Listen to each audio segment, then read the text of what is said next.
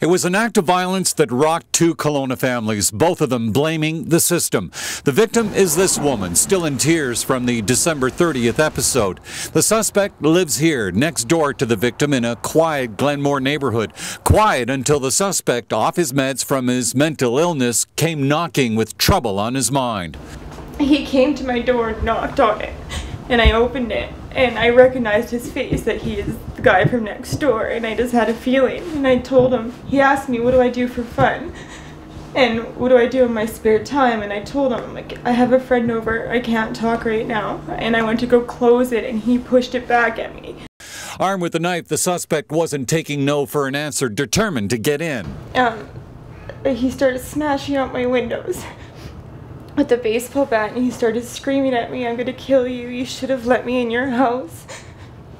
And then he started to crawl through. The victim and her 3-year-old son bolted, taking refuge at a neighbor's home. The police were on their way to find the suspect locked in the victim's washroom, where they arrested him without incident after breaking down the door. Police say Taylor Bickert is facing a number of charges. He has been charged with break-and-enter and possession of a weapon for a dangerous purpose. Further to that, there's also been a recommendation for psychiatric assessment. The victim's mother, who's battling cancer, says the mental health system is partly to blame for what happened to her daughter. But he needs better care. If he's not going to voluntarily stay on his meds and stay stable, then he needs a system whereby they're making sure that he's on his meds.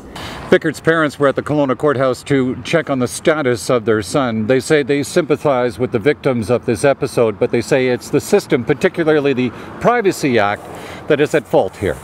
In fact, Bickert's father, Paul, says he doesn't even know what mental illness his son suffers from. He says the Privacy Act is to blame. They will not provide us with his diagnosis. I have my suspicion of what his diagnosis is. I know that his reality is different than the normal person's reality. And there's a third victim to this tragedy, the victim's landlord, who says if Bickert comes back, he'll have no choice but to move. We can't stay here. We have to relocate.